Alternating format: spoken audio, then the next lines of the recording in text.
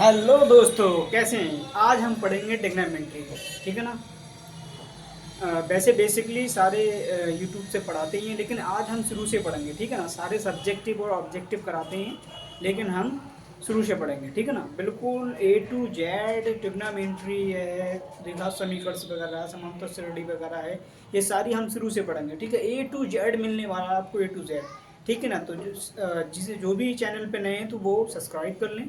जो भी student channel पे नए हैं वो सब्सक्राइब कर लें। ठीक है।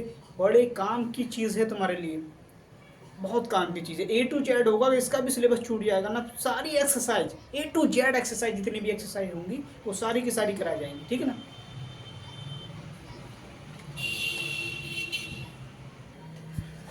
चलिए देखते हैं।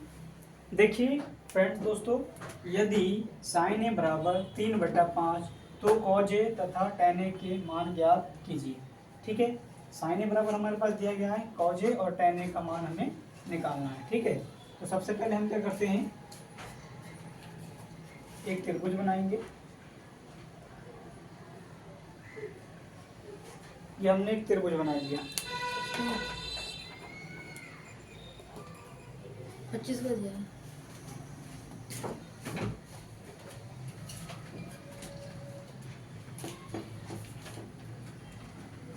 ठीक है। सबसे पहले हम क्या करेंगे, एक त्रिभुज बनाएंगे। ठीक है। यहाँ पर क्या दिया गया है, साइन ए बराबर 3/5, ये हमारे पास गिवन। ठीक है ना। गिवन क्या है हमारे पास, साइन ए बराबर 3/5 दिया गया है। ठीक है। इसमें साइन ए बराबर क्या होता है, लाल बटा कक्का। ठीक है ना। ये क्या होता है हमारा साइन, ये क्या होता है कॉस, और क्या होता है टेन। ठीक है ना। वेरी सिंपल चीज़ है। साइन ए बराबर दिया गया है, कॉस ए बराबर भी मान हो सकता है या टेन ए बराबर भी मान हो सकता है। ठीक है ना। लेकिन हमें दिया है साइन ए बराबर, यानी कहने का मतलब है लंब बटा कर्ण, लंब बटा कर्ण। ठीक है ना। इसको ठीक से बना देते हैं थोड़ा। ठीक है। लंब बटा कर्ण, यानी कि साइन ए बराबर क्या है, लंब बटा कर्ण, लंब बटा कर्ण। ठीक है ना। अब ये चीज़ तो समझे, यानी कहने का मतलब है ऊपर वाला हमारा क्या हो जाएगा, लंब हो जाएगा। ठीक है ना। और नीचे वाला हमारा क्या हो जाएगा, कर्ण हो जाएगा। ठीक है। इतनी बात समझ में आई। यानी साइन ए बराबर 3 है तो ऊपर वाला हमारा क्या हो गया, लंब हो गया, और नीचे वाला हमारा कर्ण हो गया। ठीक है ना। अब यहाँ पर त्रिभुज में देखेंगे, ट्रायंगल में। ठीक है ना।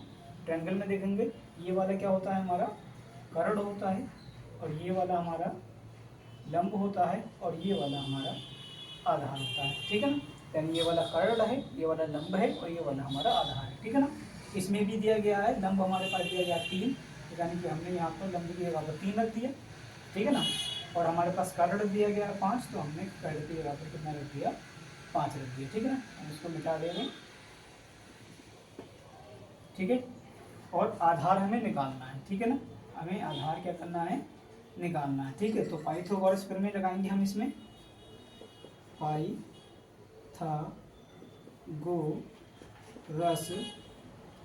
प्रमेय से, पाइथागोरस प्रमेय से, यानी कि क्या होता है, कर्ण का स्क्वायर बराबर लंब का स्क्वायर प्लस आधार का स्क्वायर। यानी पाइथागोरस प्रमेय में क्या करते हैं, हम कर्ण का स्क्वायर करते हैं, लंब का स्क्वायर करते हैं, प्लस आधार का स्क्वायर करते हैं। ठीक है ना। कर्ण हमारे पास कितना दिया गया, 5 दिया है, 5 दिया है हमारे पास, तो इस कर्ण की जगह पर 5 रख देंगे हम यहाँ पर। ऐसे 5 रख के उसको हम क्या कर देंगे, होल स्क्वायर कर देंगे। ठीक है ना। समझ में आया। उसके बाद हम बराबर का चिन्ह लगाएंगे। लंब का वैल्यू भी इसमें दिया गया, लंब हमारे पास 3 दिया गया, यहाँ पर देख सकते हो 3 दिया है, तो हमने क्या करा, 3 का स्क्वायर कर दिया। ठीक है ना। इतने समझ में आया। आगे हम क्या करेंगे, प्लस का चिन्ह लगा देंगे, प्लस है। ठीक है। अब आधार का स्क्वायर कह रहा है, तो आधार हमें क्या करना है, निकालना है, तो हम यहाँ पर आधार का स्क्वायर ऐसे रहेंगे। ठीक है ना। अब आगे चलते हैं, थोड़ा सा देखेंगे। 5 का स्क्वायर सभी को पता है ना, 5 का स्क्वायर कितना होता है, 25 होता है। ठीक है ना। 5 का स्क्वायर का मतलब क्या होता है, यहाँ देखें सारे, अगर 5 का स्क्वायर है, ठीक है, तो 5 × 5, यानी कि 5 का स्क्वायर है, 5 की पावर 2 लगा हुआ है, तो 5 को 2 बार गुणा करके लिख देना। तो गुणा करके लिखेंगे तो 5 और 5 का मल्टीप्लाई करते हैं, 5 × 5 = 25 आ जाता है। ठीक है ना। तो इस तरीके से 5 का स्क्वायर आ जाएगा। ठीक है ना। ऐसे हम यहाँ पर 3 का स्क्वायर करेंगे। ठीक है ना। 3 का स्क्वायर करेंगे, जिस प्रकार हमने 5 का स्क्वायर करा वैसे हम 3 का स्क्वायर करेंगे। ऐसे 3 को 2 बार लिख देंगे, 3 × 3, ठीक है ना, और 3 3 कितना होता है 9 होता है, ठीक है ना। यहाँ पर आ जाएंगे हम ये मान हम यहाँ पर लिखेंगे 9 प्लस आधार का स्क्वायर, ठीक है ना। सिंपल इतनी बात समझ में आई। अब हमें करना क्या है, यहाँ पर जो है वो प्लस का 9 लिखा है, हम इस पार को लेके आएंगे माइनस का हो जाएगा, यानी 25 25 में से घट जाएगा, तो ये कितना हो जाएगा 25 माइनस का 9 हो जाएगा, और उधर रह जाएगा क्या, आधार का स्क्वायर रह जाएगा, ठीक है ना। इतनी बात समझ में आई, ठीक है। 25 में से 9 को घटाते हैं तो कितना आ जाता है भाई, 25 में से 9 घटाएंगे तो 5 में से 9 घटाएंगे तो नहीं घटेगा, ढाई लेंगे यहाँ से तो 15 हो जाएगा, 15 में से 9 हो जाएंगे तो कम चला 6 बचेगा, इधर से ढाई निकल के 1 बचा तो 16 बचा। यहाँ पर आधार का स्क्वायर इक्वल कितना निकल के आएगा, 16 निकल के आएगा, ठीक है ना। आधार का स्क्वायर इक्वल 16, इसको सीधी तरफ से लिख लो तो आसान रहेगा, ठीक है ना। आधार का स्क्वायर बराबर 16, ठीक है ना। अब इधर आ जाते हैं हम थोड़ा सा, आधार का स्क्वायर बराबर 16 हो जाएगा, तो ये वाला पद हम एक काम करते हैं, इधर को सीधा करके लिखते हैं, ठीक है ना। यहाँ से मिटा दिया, हम यहाँ लिख देते हैं ये आधार का स्क्वायर बराबर 16, सीधा करके लिख दिया हमने, ठीक है ना। अब क्या करते हैं, जब इस पर स्क्वायर होता है ना, जब ये स्क्वायर हटेगा तो सामने वाली संख्या पर रूट चढ़ जाता है, जैसे कि मैं करके दिखा रहा हूँ। आधार बराबर लेना है खाली, तो आधार बराबर क्या हो जाएगा, √16 हो जाएगा, ठीक है ना। √16 हो गया, और आधार बराबर जब 4 में स्क्वायर रूट निकालेंगे इसका, 4 का फैक्टर कर लेते हैं, क्या हो जाएगा 4 × 4 हो जाएगा, अंदर हमने गुणा कर दिया, ठीक है ना। जब हम स्क्वायर रूट से बाहर निकालते हैं तो एक ही पेयर में से निकल के आता है, तो आधार बराबर कितना हो जाएगा हमारे पास 4 निकल के आ जाएगा, ठीक है ना। तो हमने यहाँ पर क्या रख दिया, आधार बराबर कितना रख दिया हमने, 4 रख दिया, ठीक है ना। सारी बात समझ में आ गई। अब हमें कितने मान पूछा था, हमें पूछा था cos A का मान पूछा था तथा tan A का मान पूछा था, ठीक है ना। आगे हम निकालेंगे cos A का मान, ठीक है ना। देखिए cos A का मान वेरी सिंपल है, cos A बराबर, और cos A बराबर अब इसमें देखेंगे हम, cos A बराबर होता है आधार बटा कर्ण होता है, ठीक है ना।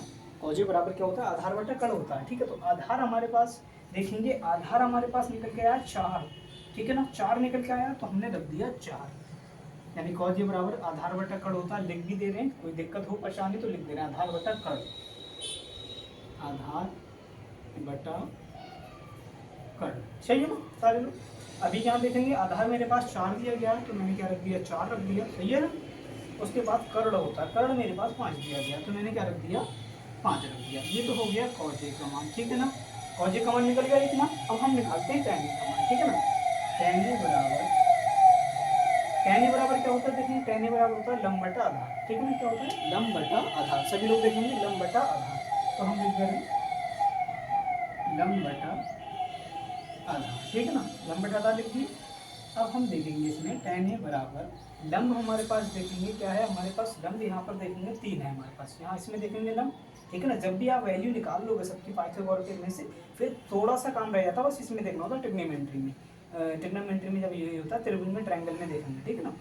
अब यहाँ पर देखेंगे ट्रायंगल में देखेंगे तो क्या है, लंब मेरे पास कितना है 3 है, आधार मेरे पास कितना 4 है, तो ये 4 है, यही हमारे क्या हो जाएंगे, आंसर्स हो जाएंगे, ठीक है ना। ये तो पहला सवाल हो गया, ठीक है। दूसरे सवाल की तरफ हम बढ़ते हैं। चलिए दूसरा क्वेश्चन देखिए, यदि sin A बराबर 1/2 है तो cot A plus sin A upon 1 plus cos A का मान ज्ञात कीजिए, ठीक है ना। चलिए फिर से इसको सॉल्व करते हैं। हमारे पास गिवन क्या है, देखिए हमारे पास गिवन है क्या है, फिर टेबल हमारे पास क्या है, sin A बराबर 1/2, ठीक है ना। फिर से हम क्या करेंगे, इधर साइड पर लिखेंगे लाल बटा कक्का, ठीक है ना। फिर से हम क्या बनाएंगे, ट्रायंगल बनाएंगे, छोटा बना लेंगे कोई दिक्कत नहीं, ठीक है ना। तो थोड़ा सा इसको सीधा कर, ठीक है। ये अपने एक ट्रायंगल बना दिया, ठीक है ना। अब हम देखेंगे कि sin A बराबर अभी हमने बताया था क्या होता है, ये होता है हमारे पास sin, और ये होता है हमारे पास cos, और ये होता है हमारे पास tan, sin cos tan।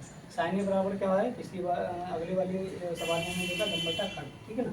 तो इसका मतलब ये हमारे पास क्या है, लंब है, और ये हमारे पास क्या है, कर्ण है, ठीक है ना। इतनी बात समझ में आई। तो इस हिसाब से लंब हमारे पास ये लंबा है, लंब ये वाला कर्ण है, और ये आधार है, तो इसका मतलब हमारे पास कर्ण कितना है, 2 है, और लंब कितना है हमारे पास 1 है। आधार हमें क्या करना पड़ेगा, निकालना है, ठीक है ना। तो फिर पाइथागोरस फिर में लगाएंगे हम, पाई था दो वर्ष से, ठीक है ना। क्या करेंगे, कर्ण का स्क्वायर बराबर लंब का स्क्वायर प्लस आधार का स्क्वायर, ठीक है ना। कर्ण का स्क्वायर बराबर लंब का स्क्वायर प्लस आधार का स्क्वायर, ठीक है। कर्ण का स्क्वायर हमारे पास कितना, 2 है तो 2 का स्क्वायर कर दिया, बराबर लंब हमारे पास कितना 1 है तो हमने क्या कर दिया, 1 का स्क्वायर कर दिया, प्लस आधार हमें निकालना है, ठीक है ना। आधार का स्क्वायर कर दिया, ठीक है ना। 2 का स्क्वायर कितना होता है, 4 होता है, सभी को पता है। और 1 का स्क्वायर कितना होता है, 1 है। 1 को कितनी बार गुणा करो, एक ही आंसर आता है, ठीक है। 1 का कितना भी गुणा करेंगे तो एक ही आंसर आएगा, प्लस यहाँ पर आधार का स्क्वायर दिया गया है, ठीक है ना। अब यहाँ 1 प्लस का लिखा है, इधर को आके माइनस का हो जाएगा, 4 में से घट जाएगा, ठीक है ना। बराबर यहाँ क्या रह जाएगा, आधार का स्क्वायर, ठीक है ना। तो आधार का स्क्वायर बराबर सीधा करके रख दे रहे हैं हम, इधर साइड था, इधर साइड को सीधा करके लिख दिया है। आधार का स्क्वायर बराबर क्या रह जाएगा, 4 में से घटाएंगे तो कितना आ जाएगा, 3। और आधार बराबर केवल कितना आ जाएगा, अंडर यहाँ का स्क्वायर हटा देंगे, ये स्क्वायर हटेगा, ये वाला स्क्वायर हटेगा, यहाँ रूट चढ़ेगा, ठीक है ना। तो यहाँ पर क्या आ जाएगा, √3। ये तो आधार का वैल्यू, यानी कि ये आधार जो हमारे पास निकल के आया, ये कितना निकल के आया, √3। चले अब मान क्या निकालना है हमें, cot a प्लस साइन ए और 1 प्लस कॉट ए का, ठीक है ना।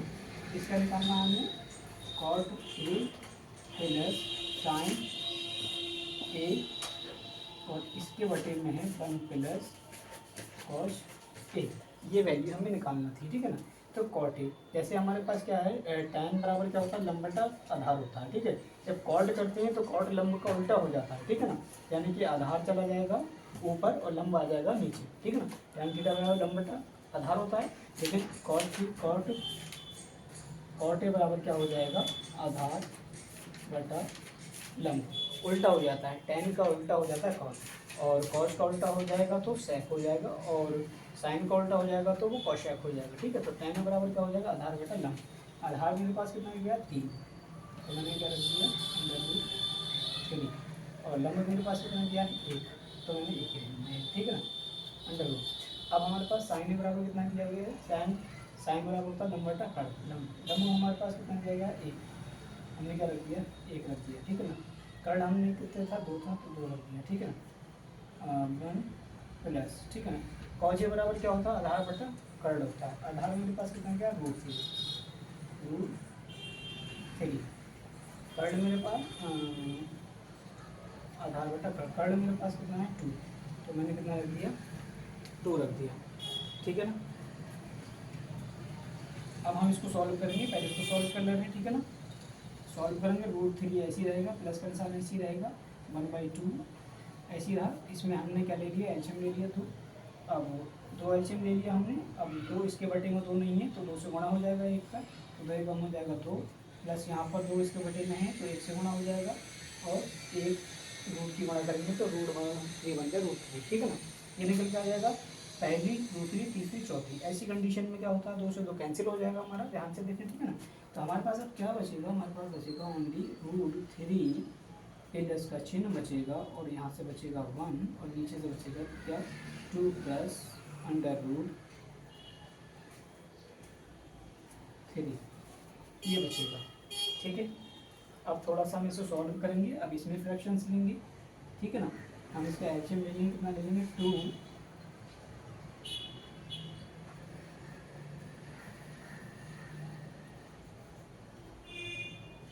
यही आंसर आ जाएगा, ठीक है ना।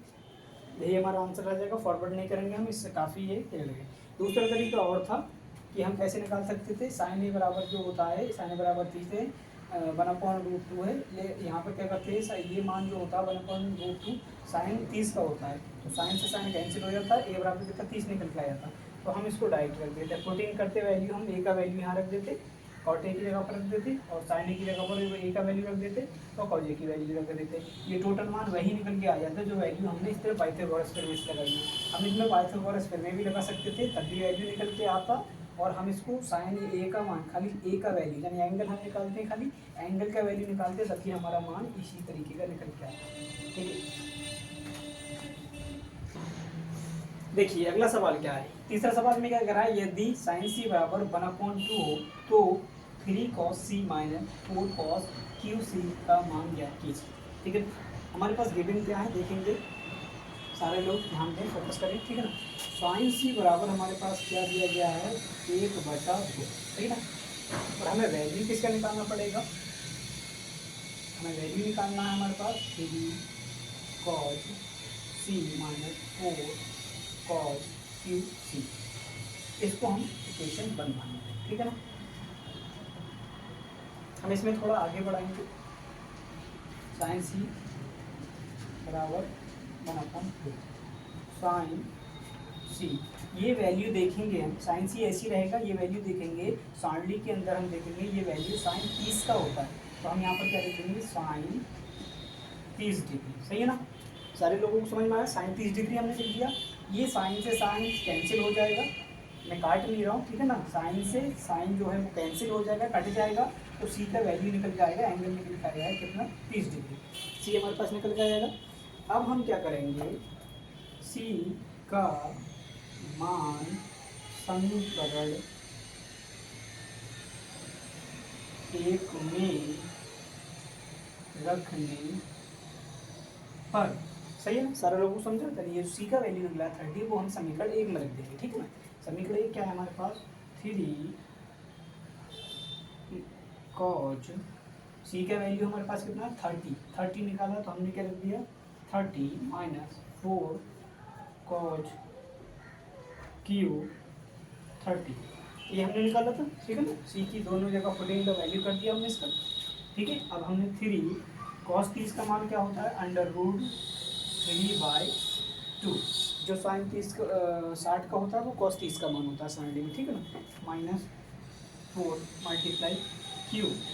ठीक है ना, Q दिया गया है, तो cos 30 का मान हमने क्या किया है, √3/2 है, लेकिन उसका पावर हमने क्या कर देना, Q कर देना। ठीक है ना, इतनी बात समझ में। चलिए आगे बढ़ते हैं।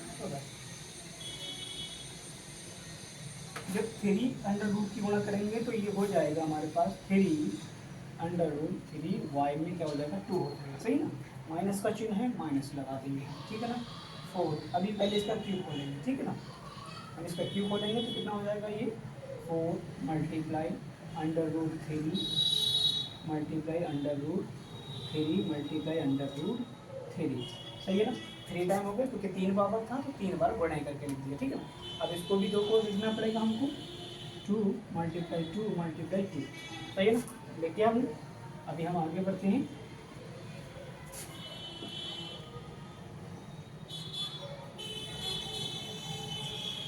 आगे बढ़ेंगे हम, यहाँ पर देखेंगे ये 3 √3/2 ऐसी रहेगा, माइनस का चिन्ह भी ऐसी रहेगा, 4 गुणे, आप देखेंगे √3 का गुणा √3 का मल्टीप्लाई क्या करते हैं, √3 गुणे √3 इज इक्वल टू आंसर कितना आता है 3।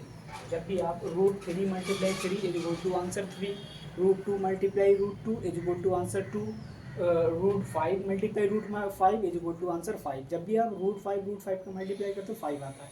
इसी प्रकार √3 ठीक है ना, तो हमने क्या कर दिया, इसको 3 कर दिया, और ये हमने √3 लिया था। सही है, इसको हम क्या लिख दिया, 3√3।